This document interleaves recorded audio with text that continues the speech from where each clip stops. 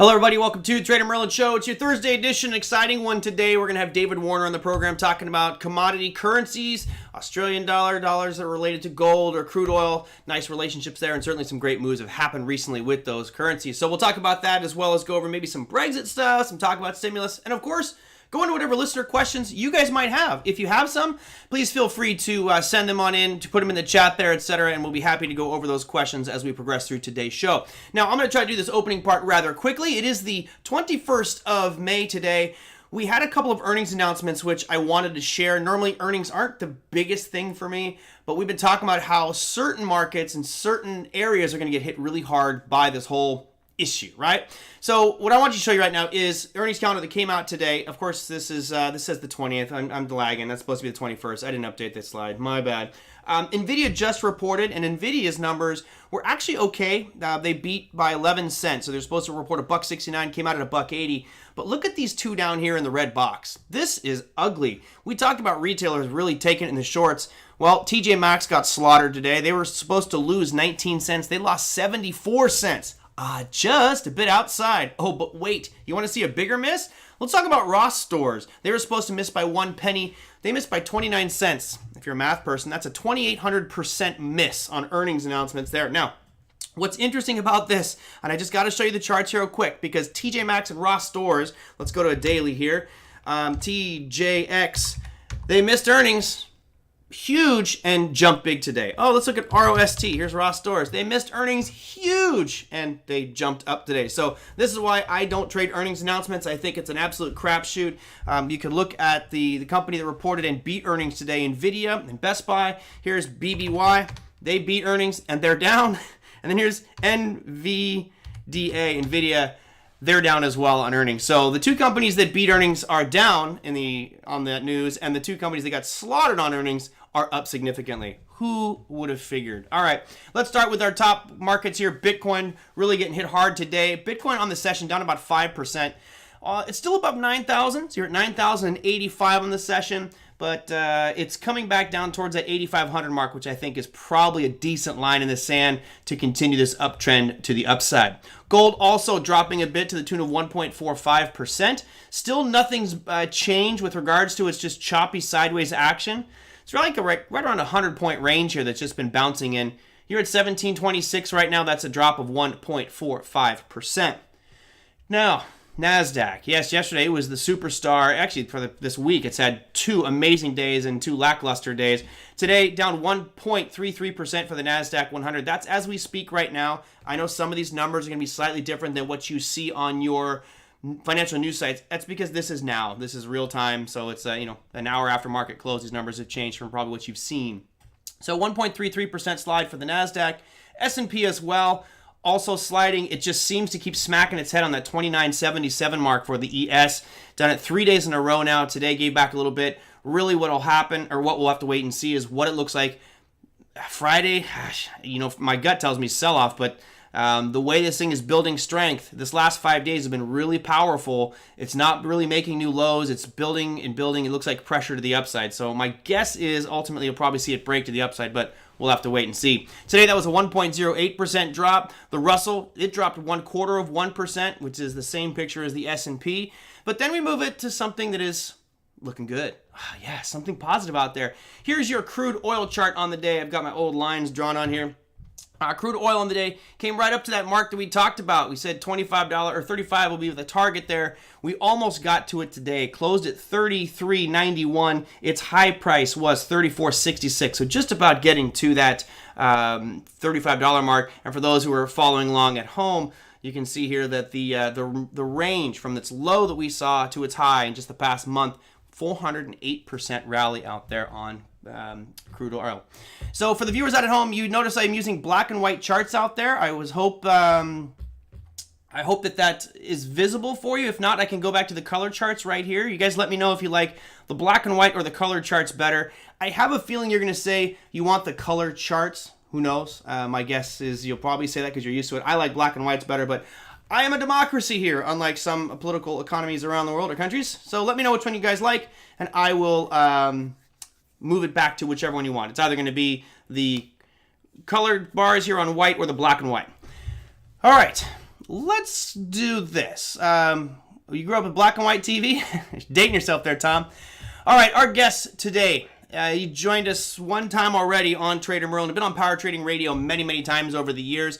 Last time around the program, a lot of you really liked his style, the way that he presented, and some of the content that he talked about. And I thought, you know what? Let's bring this gentleman back on just so we can discuss maybe a little bit deeper some of the concepts he was talking about. Look at maybe the commodity dollar because it's a hot play right now. So let's join ourselves with That's a terrible way to say it. We've got Mr. David Warner joining us today. David, how you doing? Don't forget to unmute your microphone, buddy. See, when you're on hold, you got to mute that microphone. There you go. There we go. Perfect. I'm doing well. How are you doing today? Wonderful. Good to have you back with us, man. You're moving states. Last time you were in Connecticut, right, or New York, and now you're in Texas. Yeah, and I'm in Texas. I'm speaking to you actually from one of my brother's spare bedrooms here. But yeah, just visiting Texas. It's unbelievable. It's 9-day difference between here and in New York because there's hardly any lockdown here. It's like coronavirus didn't even exist. I mean, everything is for the most part just business as usual. And I'll tell you, it's been. I feel like I'm on a very, very real vacation after being on lockdown so long in New York City. Yeah, it's I'd say it's kind of a little bit odd because here I'm still in lockdown, but it's Southern Californians have a bit of attitude with that, and they're just kind of doing their own thing. You enjoying being out of lockdown? It's got to be nice. I miss it. It's beautiful. I mean, it's beautiful weather. I mean, some places you have to walk in, you still have to wear the mask, but I mean, the restaurants are open, the patios are open. I mean, you got a waiter. It's beautiful. It's really wonderful. Awesome. I don't know why there's blur. Try to refresh. Some of you guys are having some blurry issues, it sounds like. I would say just refresh your screen, and that should clear things up because it's clear on my end. I'm seeing no streaming issues, so we should be good on that. David, we wanted to talk about the commodity dollar, I think. We've seen especially with crude oil, like, oh my God kind of moves. I mean, we were at $6.50 a month ago, and here we are now at $33.90. It's ridiculous. This has to have a significant impact on those countries that are commodity dollars based against crude oil. So let's start there. What's your thoughts on the commodity dollars scene right now, and what are the hot ones? I think the hot currencies right now. I mean, I've traded a lot of Canadian dollar, traded a lot of Australia dollar, traded a lot of New Zealand dollar. I'll share a U.S. dollar Canadian dollar chart with you. Can you see this U.S. CAD monthly chart? Okay. Not yet. I think you got to share it. It'll pop up in a second for the viewers out at home. I think since he's shared it, there you go. Yep. There we've got it. Yep. Okay. Great. All right, so the first thing, I just actually have a monthly chart open right now, and one of the things, especially in currencies, I'm just going to look at it big picture first. I like it. I look at the current price, 139.52, and I just want to get a general idea of kind of what are the closest kind of what I would call. Let me see. Hopefully this works here. Kind of like just kind of big price points. So big price points would be like, I'd say the closest dime to current price is say, $1.40, right? So I just drew a line here at $1.40, and then just kind of try to get a general idea. Is price more comfortable, above $1.40 or below $1.40? Mm-hmm. And as you can see, it just looks like the market for the most part, it gets more comfortable under $1.40. So it's kind of a very general and kind of basic way to think, but it's kind of a weird thing. It kind of works in Forex. I feel like it works in other asset classes. I've been kind of experimenting with things. So currently looking at kind of currency, here's $1.40. I look at kind of the dime above, which would say $1.50, and then look at the dime below, $1.30. Mm-hmm. So the general idea is just like, kind of even just the biggest picture, does it make more sense for this currency pair to kind of make a run from $1.40 to $1.50 or $1.40 to $1.30, and kind of the areas in the middle, the 500s kind of become in a way some kind of wild card. They can kind of let price kind of turn price around, or price can kind of go right through. I don't know if you guys can see this okay. Mm-hmm. You see my blue lines? Yep. Okay, great. So basically, with the market kind of below 140, and just the recovery of the recovery of oil prices, and I think oil prices fingers crossed, should continue to recover. I still could see oil prices, higher than kind of where they are.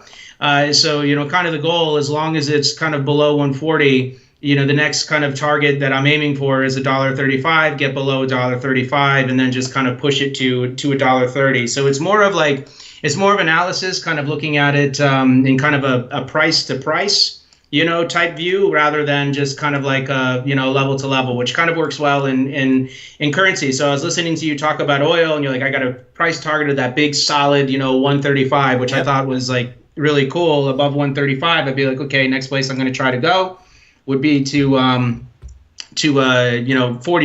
If that makes sense. I just try to unshare my screen. I don't know. You're good. We got you full screen. Yeah, and it's funny because the 140 is right at a move that I would be wanting to put it at. I'll actually share that screen for you guys. Let me see if I can. Yeah, why don't you share it on your end and. Yeah, let's go show that one over there. So here's this is the crude oil chart that David's talking about. I'll remove volume here because it's not that relevant for the discussion right now. So we'll disable moving average volume, and you guys can see on this one, if you put this line right up here at the origin, this really big move down, it's almost dead on $40. So yeah, that's exactly how I'd be trading it, and it's interesting because I'm not arbitrarily saying, oh, it should go to 40. It's saying I like the whole number psychology, and I also like the fact that it's an origin of a big move to the downside. So.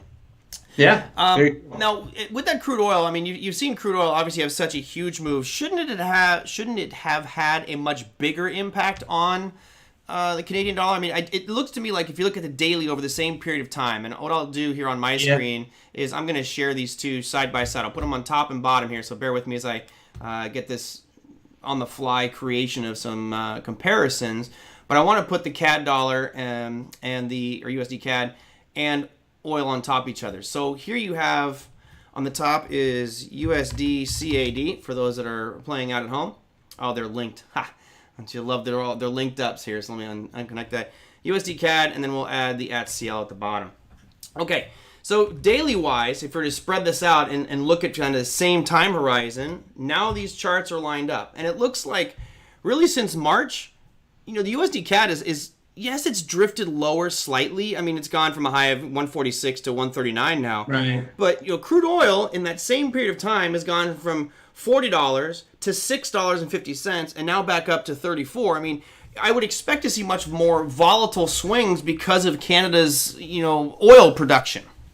I was really expecting the same thing. I thought the breakdown of the Canadian dollar would be a little bit more, but I was I was also reading. The correlation is not as strong as I guess it had been in the past, and it's probably good that the Canadian dollar did not break down the way that it was. But for the most part, while I might not get the same type of moves out of trading the Canadian dollar as I do with oil, for the most part, you can still kind of trade the general themes. Like the oil market's always going to move faster. The percentage gains made, gains lost. You'll always get more out of the actual commodity than you will the currency, but.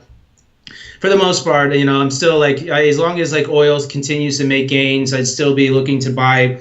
I'm still looking to buy Canada, and then to a lesser extent, Australia, New Zealand. They typically move up and down together, but just the commodities and the swing. To be honest, even just back up, just like commodity currencies. Those have been. I don't want to say they've been really my biggest focus. Just trying to trade developments in OPEC, developments with coronavirus, because if as coronavirus as we ease ourselves, as restrictions get less, these commodity currencies should gain as well.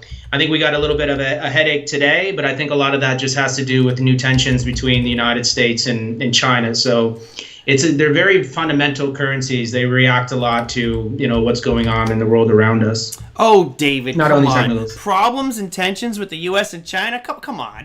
Let's not fabricate things. What are we talking about? I know. Yeah. For those who might not be paying attention or might not have heard, there's a bill in front of the House right now that it's funny because the way the media has worded this, it says let's remove Chinese stocks from American exchanges, which is not the way it works, guys. It's basically saying they want to make sure that Chinese companies are going to adhere to the same accounting principles as just about every other, or all American stocks and most foreign companies. It's called the Public Company Accounting Oversight Board. All U.S. stocks have to report so they can go check out their earnings and make sure everything's going on. China, for some reason, has not, and we've seen some get through the cracks here. So what you might see is some companies be delisted, but I'm pretty sure most of them will probably be okay. But it should pass with flying colors, because shouldn't they be held to the same accounting principles that every other company listed on the NYSE or exchanges are? Absolutely. But Right. I'm pretty sure that'll ruffle a few feathers out there with the Chinese. Right, it's tough, in this type of environment. It's you gotta really pay attention to. It's hard to try to trade, level to level. A lot of just even, and just kind of on the day-to-day trading, and especially if you're kind of trading on the shorter term view, you definitely want to get an idea of what's going on in the world around you, at least on the day-to-day for sure. Absolutely. Well, those types of things create waves, and I think that's one of the reasons we saw a bit of trepidation in the equity markets today is we're going to have some troubles with China, therefore might be a little bit of a market sell-off. So you talked about the Canadian dollar. What's the Australian dollar look like to you? Because on the daily, it has a way better trend, and I'll show my screen. You guys can, David might share his screen. I've got the Aussie up here, and really since March, call it 20th, obviously when the market's bottom, it's been beautiful. It's been following pretty much lockstep our equity markets, very, very strong. Contrast that to the USD CAD, which has really just been traversing and condensed. And while I'm not saying there's no opportunity in USD CAD, it just is much more compressed. I agree. AUD 100%. USD looks delicious right now. What are your thoughts on the Canadian dollar or Australian dollar? Yeah, let me try to share my screen with you real quick. Okay. Can you see that okay? I will. I gotta figure out which. There's a bunch of switches over here. There we go. Now I got it. You got it. Okay. Yep.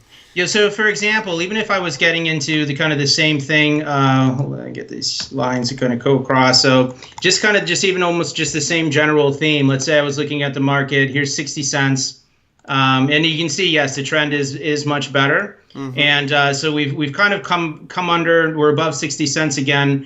Kind of bigger picture, I'm trying to aim for this, at least this 70 cents right here.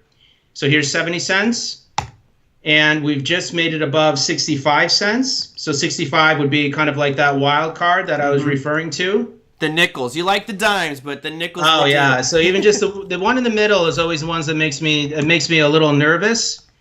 Because it's not uncommon for price to kind of trade down to those. I'll even show you the wild card right here. Here's the 500 again. And it's just kind of being a little bit more of, you can kind of see, kind of almost nicked it right there. Yeah, right to it. Yeah, right to it. And so it's just like these numbers right here become the biggest wild cards. But I know I'm looking at this market kind of, I'll just kind of give you even just the momentum way that I'm playing it. So it's like, here's 60 cents. And if I just went this is like a very trending market. It's just like, if you look at it, it's like, even if I was just kind of going penny to penny. So for example, I'll move it over into a smaller time frame. It's just a different way of kind of doing analysis. So if you look at it, it's like for the most, we're dealing in a 5 decimal place market, but you're dealing in a 2 decimal place world. So the market just kind of drifts towards these whole numbers. Mm-hmm. If I just go 64 cents, 65 cents, 64, and then we hit 65, I believe. Oops, I have 2 there, 66. So it's kind of it's not necessarily a weird way to look at the market, but just like the actual penny, it's kind of like a breakout way to do it. 64 to 65, 65 to 66. Now we're kind of in the middle. You can't do anything.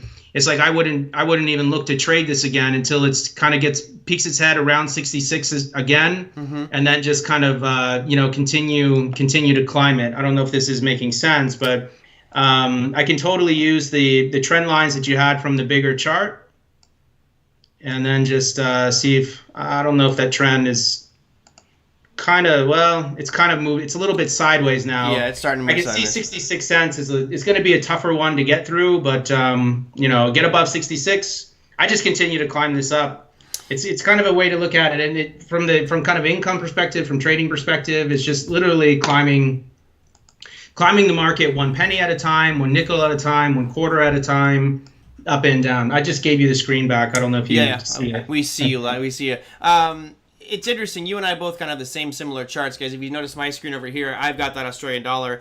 David does use basic grid lines, which I normally remove those because it draws my attention to it. What I found interesting about what David was just showing there let me make sure this is a snap off. This is one of the reasons that David Style liked to style. If you look at the moves, almost every time that this security, this Australian AUD USD had a major swing, it's at one of these kind of whole number, 66, 65. I know you were going bigger. You're going to the 60s to the 70s.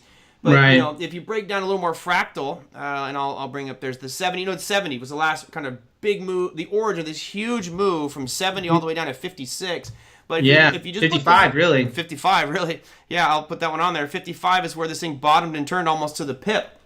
So this is, for me, it's pretty important that everybody does this, regardless of what instrument you trade, because as David points out, there is a magnetism to whole number psychology. And it's kind of funny. I may have told you this story before to the viewers and David, but I did a lot of trade shows, and I was at one of the Traders Expos doing a class on psychology of trading, and I told everybody, I want to take out a piece of paper and a pen, and I want you to write down any number that you can think of. I had 100 people in the room, and so gave them a second to write it down, and I started going around the room asking everybody. I said, what number did you pick? And they're like, oh, well, 27, 35, 82, 1,876. I'm great.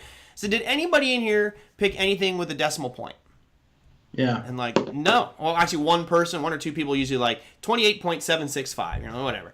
But the majority of people are thinking in whole number psychology. And if you understand where targets are going to be placed, where stop losses are going to be placed, it's a magnetism to those numbers. And to me, a huge advantage if you think that way. And that's not to say that if you go, join the trend long here on the Australian AUD USD and you're looking for that breakout above 66, look, if my target is that 70, I'm not selling at 70. I'm going to sell just before it gets there. Slightly different approach, but I'm using that psychology of knowing that that's probably where the sellers are lining up. And I think this chart is pretty evident. Yes, sometimes it tiptoes above and below it, but there's a great power to these whole number psychology pieces. Yeah, and that's always, I do this, I don't even, maybe I even got this from you, Merlin, with the whole walk into a classroom, ask people to give me a number between 1 and 10, and I do the same thing. The vast majority of people are going to have that whole number psychology, and and I've been a broken record on your show. I think I've said it before, and I get into the whole 5 decimal place market, 2 decimal place world. The market operates in 2 decimal places, and so we're always going to gravitate towards those whole numbers. So it's I don't trade a lot in between the pennies or anything along those lines. So for example, let's say I was even going to try either one of them. If I was going to go from 65 cents to 66 cents or something along those lines. I mean, you got 100 pips in between there. And maybe I only execute on that whole number, 65 or 66. And it's every time it touches one of those. All right, hold on. Let me see if I can share. I don't know I don't want to take your screen if you have it. No, go for it. I go for it. Share your screen. I'll bring that one back. All right. So, here I have it, based off of an hour. Can you see my chart? Yep. Loud. Yep. Okay, great. So it's quite often I'm looking at, especially if I'm looking at it kind of as a kind of a shorter term, maybe a trade that I look to, close in, maybe it can be open a day, maybe a couple days, 3 days at most. But even just looking at the market, kind of really a penny at a time. So it's if it breaks it, every time it kind of hits a penny, or if I look at one of these, I'm going to look at, say, the trend and say a trend is green, it's around one of those whole numbers. I can say, okay, well, that's more of a buy signal for me to kind of, it's a momentum type trading. So it's I'm going to try to go 65 cents to 66 cents, for example. And so it's every time it's around 65 cents, we're watching, I'm always looking up here and I'm looking at where the currencies are right by those kind of penny figures in this example. Mm-hmm. And so say I buy it here, I'm going to try to get to the next penny. And what if I'm using a 25, maybe 20 to 25 pip stop every time it hits one of these numbers, and I'm going to try to get to the next one? Well, there's 100 pips in between here. And if I'm just using these as always going to be kind of the entry points, these are always the targets, are always the entry points. If you're doing 20, 25 pips, I mean, you got a 4 to 5 to 1 risk to reward, and you're just going to play the numbers game, and that hope one of the times it's just going to kind of take off from there. You know what I mean? So right now, it's at a spot where I can't really do anything. Either wait for it to kind of get back to this 66 to try to either maybe buy it again if it gets above or below, or it's you wait for it to kind of touch the 65. But there's no such thing kind of in the middle is basically what I'm trying to kind of pass along. I'm going to unshare my screen. Yeah, I got a question came in here from J. Rob. He says, "Walk us through a trade setup." So maybe if you're looking at something right now, or you got something on your radar, like kind of like how would you map out and kind of set up your trades? You got any specific examples you want to share with us? Yeah, sure. So I'm going to take the screen back again then. Yeah, just do it. I got you. All right, cool. I'm mission control. I'm TJ the chart master from now on. TJ the chart master. So I'll tell you right now, we're kind of in a little bit of a dead zone right now because it's 4:30 Eastern, which is never really the time where I wanted to necessarily market order. I can already see the spreads are starting to get real wide because of rollover, as you can see. Hopefully you can see my screen, right? Yep, got it. Okay, so for example, let me use like CAD yen as an example. I'm going to pull up like a CAD yen chart here real quick. Imagine that David's using the yen. Imagine that. Yeah, I know, right? So it depends on, kind of depends on the view. So right now I could be using, say, I'm using CAD yen because it's very, very close to one of these figures pretty soon. And then here in the very soon, this is going to kind of reset. So if I look at this current price, 77.13, for example. So if I see 77.13, I'm going to put a line at, say, 77, which is the even number. And I'm going to put a line. This one didn't make it that time. A little frustrating, but I'll put a line at, say, 78. So here's 77 to 78. And then I'll have 77 to 76, okay? So right now I can have the time frame. This is going to be the most wild thing is like typically the time frame is kind of irrelevant unless I wanted to use it. So if someone for a confirmation. So let's say I have an hour. I'm putting it on an hourly chart, right? Yep. So I have an hourly chart. You can see I have 27 minutes and 40 seconds left on this candle. Let's say I'm using 77 because that's the closest one. So basically what I want to do is like I would want to see this basically hit 77 cents. And I can use this to see how if I see a green candle, like it hits 77 cents and the green candle closes above it, I can maybe look to buy to push this up. Or if it hits this 77 cents and the red candle kind of closes below it, I can look for that to kind of push that back down to 76. Now, one of the things in the way I kind of manage risk, which is a little different than maybe what some people have learned in the past, depending on where they learned how to trade, but I throw more water balloons and hand grenades. Is the joke I always like to make. I know a lot of them are taught to like throw sniper rifles and whatever. So if I'll just pick a stop, just arbitrary, let's say up to 25 pips. I know I need 100 pips target, and so I'm going to like kind of execute at that price, whether it's going to be a market order or a confirmation order. I know I have 100 pips here. If it's confirmation, I can say it closes here, then I put an entry order here, and then I'm going down to this. But it's like you use 20 to 25 pips. I could execute off this 77 multiple times. Like I'm not just trying to try it once. Like, oh, I got stopped out. Let's say I try to sell it. It stops me out, goes back below and hits 77 cents again. I can just hit sell again. And the idea is like if I'm using 20 pips, I got 5 shots at it. If I'm using 25 pips, 4 shots at it. But I'm not using a lot of set and forgets. It's more of like confirmation orders based off of price. You can use your like a mobile phone to set it up, or it's going to be more timed based. Like right now I could set an alarm for 25 minutes and 56 seconds. And then I just want to kind of come check it, whether it be on the hour. If I'm using 60-minute candles, it could be I check it every 4 hours. And it's not like I'm only checking this currency. I'm going through, like I would be looking at the entire list, whatever it is that you have, and you're trying to find, and I'm using basically pennies in this example. Right. I'm finding the currencies that are exactly like basically on those pennies. If it's not pennies, it's quarters, it could be dimes, it could be nickels, etc. But it's typically either going to be whole numbers or it's going to be quarters. Right. Do you set alerts? Because you could, instead of just coming back and checking it, you could probably just click a button, set an alert, and when it hits 77, and then wherever you're at, you look at it and make an assessment then? 100%. Now, unfortunately, on the platform that you're looking at right now, there's no alerts. You have to use a mobile platform to set alerts. It's kind of it's quite interesting that this platform doesn't have alerts built into it. But yeah, you want to figure out a way to set alerts. I set price alerts all the time. And so I just find, whatever pairs I'm trading, and I set them, throughout the day. And I can say, okay, this currency, this currency, this currency, this currencies, these are around the whole numbers. Give me a price alert whenever these currencies hit those whole numbers. But I don't put sets on the whole numbers, which is something that I've started to do since we've gone into this whole coronavirus weird world that we live in, because you're one headline away from basically moving, 2 pennies either way, Right. Any given time. So I don't set a lot of anything more than price alerts or time alerts.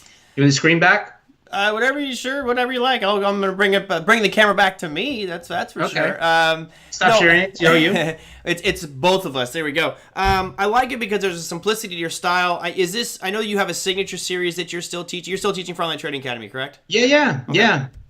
Yeah, I got a signature class coming up. I just did a what they call a GPS session within Trading Academy, which is open for most of the network, which I did like a signature XLT within that GPS session, but I have like a 3-day class. There's more to it than just kind of what I can show you in, a half hour together or 45, whatever we spend together, Merlin. But, just like the kind of like, when do you get in, when do you get out, how do you manage the risk, like the different time frames in which you can use. So it's a cool class. I've only been able to do one for the entire network. Mostly I've only been in Brooklyn, and it's only been Brooklyn and Long Island, but now we're opening it up for the entire network. So it's nice to just kind of spread it out. No, I'm glad that people get a chance to see it. I've always liked your cool. strategy and the simplicity that you put to it. It's very simple. Yeah, and that's the thing. A lot of people are trying to make it much more convoluted than needs to be. Right. What I want to point out for everybody here is, the way that David is doing it, you could take parts of that and modify it and I would say make it your own. That's probably the most important thing to do, is to 100%. make it your own, as opposed to just saying, oh, David does this, I'm going to just do that. So this is one of the things that I've enjoyed about being in my position is, A, I get to interview you, but C, B, I've got to work with you for a long time. And I get to pick David's brain. So I take little pieces of what David does, incorporate to my style, and then try to make minor changes to what I'm doing and see if I can get better results by using a different tactic or strategy. And I found that this is something that everybody should be doing, simply because you don't know if one person's strategy is going to work great for you. And this is a hard one. How do you deal with this one as students, David? Actually, I can show you the same thing. I'm glad you said that, man, because I've picked up so many things just from having even from students that taken other instructors. I picked up stuff from other instructors, like just good rules and things around confirmation, managing risk, like just the odd enhancers that I didn't know anything about the odd enhancers before, like I became part of like the original Online Trading Academy community, and just to kind of introduce some of that, into kind of my price style or right. whatever that may be. But, I think everybody just kind of, you kind of go through a little bit of a discovery process. You kind of find what kind of fits your personality. I'm looking at this penny to penny. We can do it. I mean, it's just a matter of like your time and how much energy and everything you want to put into this, how aggressive you want to be. There is kind of like a discovery process that everybody has to go through. So I like the way you worded that. Yeah, well, and it's, you've always been really good at helping people in a way find their niche or find their styles. But that's one thing I think you and I both appreciate from this whole process, is that we try to share our experiences so that whatever learning curve the end user has, that learning curve is shortened. It's not going to go to zero. You're not going to, never have a losing trade. We're all going to have losing trades. Shoot, I had one yesterday. It happens all the time. We just got to figure out how to mitigate the risk of those losing trades and see how that drags us down. Because we talked about commodity currencies today, I kind of would like to know, why was your focus shift to that? Because I know that you've really been involved with the yen. The yen's your baby. You probably have the Japanese yen tattoo on your shoulder or something. Yeah, I do. You should see my back. The whole thing. It's a giant Y with the little. But why commodity currencies? I know that was kind of an important point for you. Well, actually, you know what? I feel like maybe I talked about Japanese yen so much on your your show, excuse me, that I wanted to bring the commodities into it. But I'll be honest, like most of these commodities that I'm trading are against the Japanese yen. So the Japanese yen has always been kind of a risk-off currency. So, I always have a daily routine. I don't just pull up charts and then just start randomly kind of plotting levels. Like typically I like to chase price probably more than anything. I don't do a lot of pullback to get in. It's more of like chase. So with the yen, I could just kind of figure out, is this kind of a risk on day or a risk off day? And, part of even things I'm using, let me see, I can even just share a screen here again. Let me see here. Shoot, I want to be able to share this with you. I was going to say, did it just hit 77? No. Okay, no, we got your screen. I was going to show you. Can you see this? Yep. Can you see my... Yeah, we got it. It's like a Bloomberg 5 things to start your day. Yep. All right, so like there's a certain newsletters like Bloomberg 5 Things to Start Your Day, Scotia FX. You can go to Bloomberg.com. You search for 5 Things to Start Your Day here, and you can sign up. It's going to send you about 3 to 5 emails a day. So you're going to have to kind of go through, but this is always one that I like, and I get a general idea of like the common themes of the day. Is this good news, bad news? Well, less terrible data expected. That's kind of good news. Trump escalates fight with China. That's not good news. And U.S. continues to throw cash at a vaccine hunt. That's kind of neutral, I would say. But I kind of scroll down. First things first, I'm looking for things like this, like markets drop. And as soon as I see like markets drop, I'm automatically I walk into the market honestly with a bias that I'm going to try to sell things against. Typically, the number one is the Japanese yen. So if I even just looked at every single currency against the Japanese yen, for the most part, hopefully you can see my platform again. Yep. Yeah, they're all basically in the red, and commodity currencies are the big one right now. But it just gets into the same thing. I'm trying to find the ones that are closest around to those numbers, and I know it gets super simple. Like, but if it's green, look to buy, red, look to sell. But I typically walk into the market with a bias, and the easiest currency to walk into the market with a bias against is always typically just from my experience, it is the Japanese yen. Yeah. The dollar's been a little bit more difficult, I feel, just to trade. It's just some development. Trump, even just the other day, I don't know if you saw this one, kind of blew my mind. I don't know, just before I forget it, but I'm going to stop sharing my screen. But Trump, for the most part, for so long, he's just like, he's had this like weak dollar policy, and then just I think it was like last week, all of a sudden he's like, strong dollar is good for, the U.S. Did you see that? I did not see that, but it wouldn't surprise me. Let's create more volatility and swing things out there. Oh my goodness, yeah. So I don't know. Yeah, just the Japanese yen is typically the one. Like right now, it's commodity currencies against the Japanese yen. I'm pretty bullish most of the commodities. I know we're going to have, it's going to be a little bit of a chop with everything that's going on with, coronavirus, the easing. The China stuff is probably this. China is probably the biggest one maybe right now. Brexit, we have probably another 6 weeks of volatility on that one as well, just between now to the end of June. I don't know how much you talk about Brexit on this show. It's kind of we usually talk about it when it's entertaining and exciting, but it's kind of dumbed down a little bit. Anything from your perspective that makes it noteworthy at this point? No, but like between now and June 31st, they have to come up with some like, this is what our Brexit agreement is going to look like, and they don't really have that right now. You know what I mean? And it's like this. Hold on, let me see if I can. I brought up the Euro British Pound. I'm going to bring up EUR USD for the viewers. So yeah, if you want to share it. Euro GBP, yeah. Yeah, whatever you want. All right, so yeah, we can do Euro Pound. Euro Pound, I eyed that 90 mark. So let me see, EUR GBP.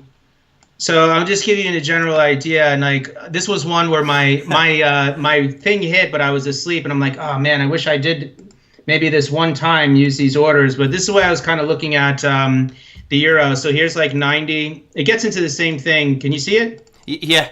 It's funny. It's if you guys see this candle right here that David's talking about, as we rallied into it yesterday, it hit 8.89999. It doesn't get much closer. It's like your gas station. Yeah. Prices. So it's just like, it's what my price alert actually got triggered. I don't know if I guess maybe an entry would have, because it would have been kind of a midpoint, but it's just like, break above one. And then I was kind of looking at this one. I thought that the pound, if we can get some, like, kick the can down the road, or if we can get some type of extension in Brexit. That's the whole thing. It's like right now they need some type of deal or an extension by June 31st. And we know Boris Johnson likes to play hardball, but I would have a hard time just saying, they both have a political win. They can just blame the whole kick the can down the road on coronavirus and kind of extend things out. But right now they're kind of playing hardball, and they're not doing that. So I think between now and June 31st, I think we're going to get,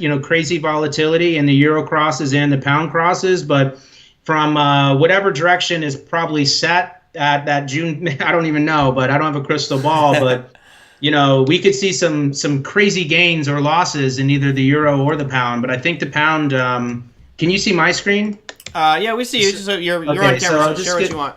pound US dollar here just real quick, and I'll just get it over into the monthly.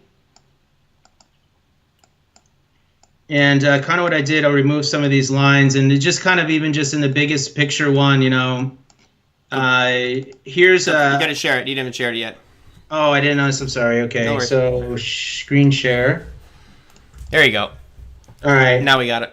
So there's $1.20 even, and that's kind of the one that I'm playing off of right now. You just look at, here's all the history that we have from this broker. You look at 120. Look how much time is spent above this price. Look how much time is spent below it. Not that much below it. So it's just like I've been trying to kind of pick the bottoms here, and I just thought, here's 15, the wild card again. Watch this. Yeah. Kind of right to that, but it's just like break below 120, then you kind of open up the door for the 115 and then 110. But as long as we can stay above 120, which is kind of the play that I'm trying to make right now, we would be aiming towards kind of 130 throughout the the remainder of the year. And again, 500, the price in the middle, just becomes kind of the wild one. This is making any sense here. It is. I like to call it the wild card because it's like you're saying it's not your major focus, but if it gets there, I'll pay attention. Well, you can just see, you can kind of see how a lot of they'll hit this wild card, get pushed back up.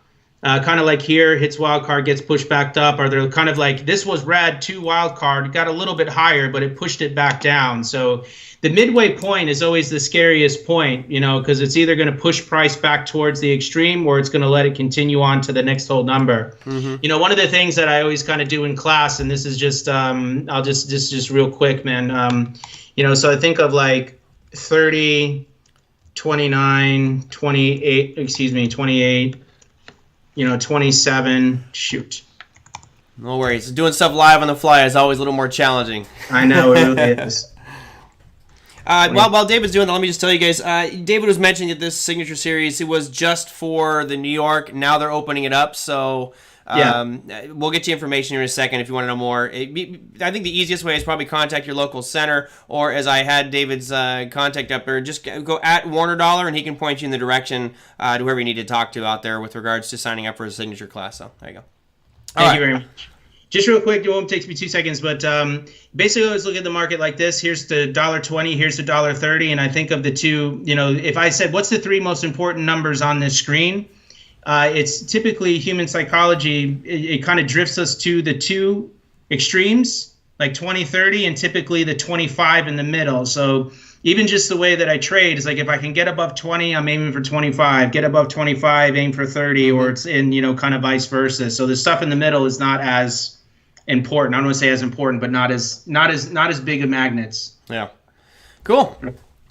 So speak yours, man. I give it back. No, it's good. Love it. So as far as getting information about that, I think I just mentioned it.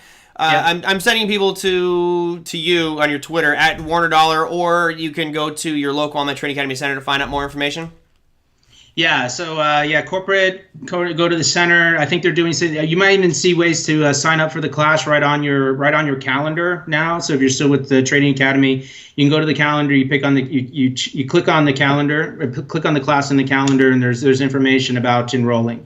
Cool. Yeah, I know that they were doing the pilot out there. He's got to work his kinks out of his class. He's just built himself a new course. So congrats on that. I'm glad to hear it's going really well. And you may see me sneak in there every now and again. So hopefully I won't distract. Awesome. Any last minute things you want to share with our audience? Are we good? No, we're good, man. It's a good, always fun, man. I look forward to doing it with you again. Great, David. Thanks so much for coming on. I appreciate all the time you take to come on the program and share all your knowledge, man. We really do appreciate it. Thank you. Got it, buddy. Look forward to seeing you in California soon. Oh, I'll be here. All right, take care. All right, take care, man. Later. Hey, guys, that was David Warner. And, I'm going to dial this way back. So again, the microphone pops. Awesome. Hope you guys enjoyed that session. If you like David Warner, and I like the simplicity of his style, that's why I wanted to bring him back on. I'll probably try to get him on much more frequently simply because I love his style and the way that he presents these things. Let us know. Give me a thumbs up. Click thumbs up on the comments here. Hopefully we get some nice support and feedback for David. Again, if you want to contact him, I put his picture up there. Let me see. I think I had it here. I created a special card. Where'd it go? I got so many things going on over here. I can't tell. I think there it is. Look at, and he's even all dapper in his little suit and tie. Isn't that so nice? It's at Warner Dollar to contact him on Twitter. So check him out. He always got some nice little tweets out there as well. Okay, it is your 21st today, and of course I probably messed up on the calendar here with regards to showing the earnings for the 22nd. Yeah, I did, so I'm going to change this real quick.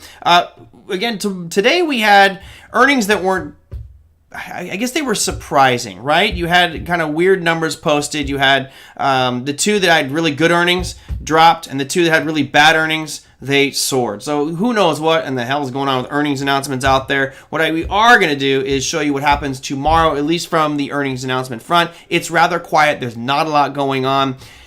This is it. Alibaba reports earnings tomorrow, and that's probably the most important one. And again, there's a lot of talk about, potentially delisting Alibaba. I'm pretty sure it'll be okay. They'll probably pass the inspection at the PC. I think it's the PCAOB is the name of the organization that's going to be auditing all the books. But there are some Chinese companies which may not make it. Could be a little bit challenging out there. So that's what's happening for earnings. You got Pinduoduo, John Deere, Japan Tob. No clue what they do, but man, got a $33 billion market cap, doing something right. That's happening tomorrow. None of that should be a major driver. From an economic calendar perspective, we really don't have anything special tomorrow except for you have the ECB monetary policy meeting accounts. And then if you're a Canadian, let's see how bad the Canadians fare with their retail sales numbers. Now, fortunately, they actually did have retail sales numbers growth the previous month. They're expecting that to drop to negative 10%. Of course, you guys recall the US was negative 16. I believe the UK came out at negative 14.